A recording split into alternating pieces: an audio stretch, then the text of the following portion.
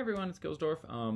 I am now covering our next section for Honors Chem, and this is going to be basically just kind of going through the formula for how to calculate delta H from energy transfer, essentially. So what we're kind of thinking about is saying, okay, so this object or chemical reaction is either gaining or losing energy, and we can calculate how much energy it is based on a couple of factors, okay? So these are the factors.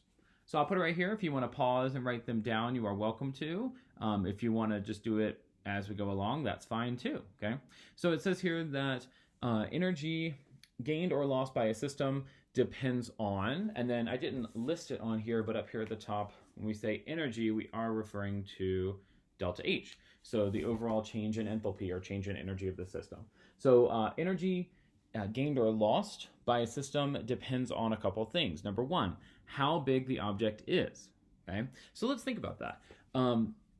Any of you who have been to the beach, especially in California, or really anywhere, if you go to the beach in like May, okay, and let's say you step into the ocean and it is extremely cold, okay, but then you go back to your seat and the water bottle that you brought with you, the water inside is extremely warm now from being in the sun. Well, what's the major difference? Size, right? So a smaller container of water is going to heat up a lot faster and a lot easier than the entirety of the planet, or at least 75% of it. So how big the object is, or how much of the chemicals that are actually present, if we're referring to reaction. And so that is number one, and that is referring to mass. So the amount of energy that an object can gain or lose is really dependent on how big it is first and foremost. The second, number two, is how severely the object or the reaction actually shows a change in temperature. Is it showing, are you subjecting it to heat for an hour and it's going up by 1 degree? Well, then obviously that thing doesn't gain energy very well. Or is it going up 1,000 degrees? Well, then obviously it is. So how severely the change in temperature is also kind of gives a determining factor to how the energy is being gained or lost, or how much energy is being gained and lost. Number three, what the object is made of. And that's kind of for some reason, it's one of the harder concepts in thermochemistry, but it really shouldn't be, I feel like. Although, I mean, obviously I'm not going to tell you what's hard and what's not hard for you. But to me, I know very well that if I am making macaroni and cheese, as I often do, and it's in a metal pan on the stove, and I am stirring it with a metal spoon, and I leave the spoon in there, and I walk away to go pet my cat, and I come back, and it is extremely hot, versus if I did the exact same thing with a wooden spoon, you don't notice it. So what the object is actually made of really has a big determining factor on how well it gains and loses energy. And that is referred to as its specific heat capacity, or CP. So some objects will gain and lose energy faster than others. Strangely enough, oftentimes we think of like, oh yeah, water can be hot, we boil water. Yeah, but water actually has an extremely high specific heat capacity. It is actually very difficult to heat water up. Even though we're thinking like, no, it's not. You put it on the stove and like 2 minutes later it's boiling. Yeah, well, you put it on the stove and 10 seconds later, the pan that it's in is already scorching hot, well before the water itself starts boiling. So water does take a long time to do that. And when we talked about, or when you saw about phase changes in the first section of notes, a lot of that is, it wasn't explicitly pointed out there necessarily. It was, but it wasn't talked about heavily. But you're breaking IMFs. And think about water. Water has London dispersion forces, dipole-dipole forces, and hydrogen bonding, which means that water molecules are holding on to other water molecules extremely strong. So it is going to take a lot of energy to get them to split, versus something like a metal that has metallic bonding, where it's just a bunch of cations with electrons flowing between them. There aren't really IMFs, meaning it's extremely easy to get that thing to heat up, and it's extremely easy to get those cations to transfer the energy from one to the next. What it's made of really has a big factor there.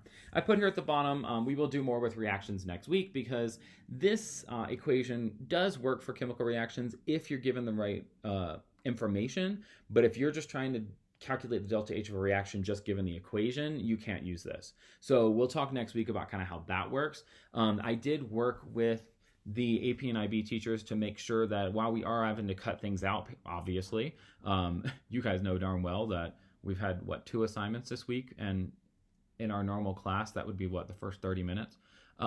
So while we have had to cut some things down, I made sure that we're covering the top things that are going to be the most important for those of you going on into AP and IB. So, of course, don't stress too much. Be aware of the fact that your AP and IB teachers are aware of the fact that you spent the last couple months of honors chemistry at home, trying your best.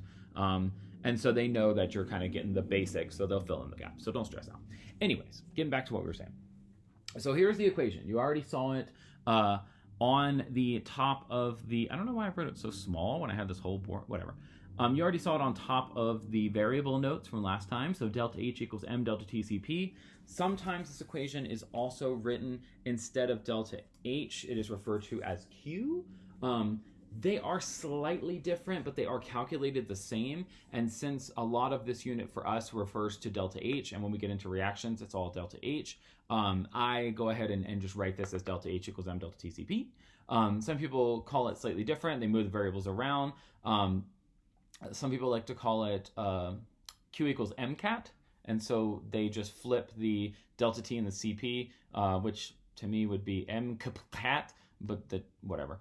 So some people like to call it Q equals MCAT. So if you go on, or if you hear it any other way, or if you're watching videos online to kind of get help or whatever, and you hear Q equals MCAT or delta H equals M delta TCP, that's how I was taught actually in a song. My chemistry teacher in high school was cooler than I am, that's for sure. But delta H equals M delta TCP. All right, so we already said that delta H is basically net energy. And in the variables, we saw that it is measured in joules or kilojoules. Joules spelled differently from the one that happens in the school bathrooms. And so the net energy, capital J, or kilojoules KJ, I just put J because that's what we usually do, but kilojoules would obviously be if it's larger. M is mass, and that is going to be in grams. I'm not typically going to be hateful enough to give it to you in moles or something, but I mean, if it was, you always could easily fix that. But grams is what it's usually going to be given in. Delta T is change in temperature. So we know that delta always means change, is change in temperature, and that is always going to be temperature final minus temperature initial. So sometimes it's going to come out positive, sometimes it's going to come out negative. This is one of the first times in this class where a negative answer is fine. Right? We already saw when we looked at endo versus exothermic that it's okay. An exothermic reaction is going to have a negative delta H because it lost energy. So it went from, a certain level down to another level. So final temperature minus initial temperature always gives you the correct delta T. And then CP is specific heat capacity. I just flung my marker across my bed. Specific heat, so I'm just going to do spec heat. And that is typically going to be in joules per gram, whatever the degrees of the temperature was in. So it would be joules per gram degrees Celsius or joules per gram Kelvin.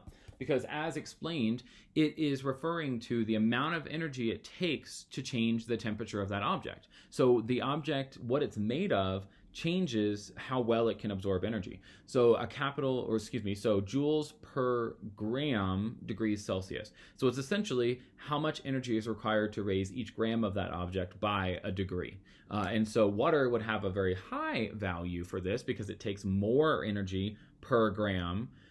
Something like metal would have a low value, like 0.2 or something, because it takes very little energy per gram to heat it up. So that's one of those really big topics, is specific heat capacity, going into any more advanced chemistries, and really just in life in general, understanding the idea that it is possible for objects to heat up and cool down at different rates or different speeds.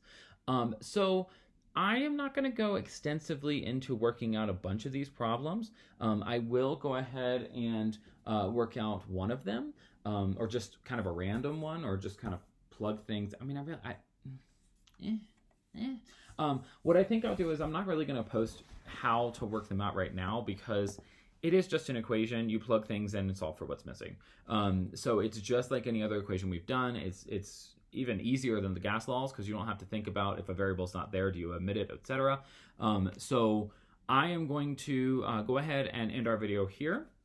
So you know that the equation as it exists is already on your worksheet. And if you took notes on your worksheet, great. If you did not, meh, whatever, just draw a smiley face or whatever you want to do in that blank. And then work out the problems and then go ahead and submit those. Since it is being posted on Wednesday, obviously, I will extend the deadline 100% until Sunday. So if you do need the extra time, go for it. If you don't need the extra time, don't waste it. Go ahead and get it turned in so that I can get it scored and get it put in, and then give you feedback on how it looks, okay? I will obviously, later this week, probably on Friday, I'll go ahead and post kind of a review video for what we covered this week, and then in that video I will also, or during that time, I will also include at least part of the answer key. So like I did last week where I posted like the first 3 and then asked you to do the rest, that's probably what I will go ahead and do with that as well, okay? If you feel like that's not working for you, if you feel like you really need to meet with me and say like, I really need you to help me like see how to work this out, totally fine, okay? I will go ahead and post the key with the first 1 or 2 worked out, and then I'll extend it as the week goes on, okay? All right, you guys have a wonderful week.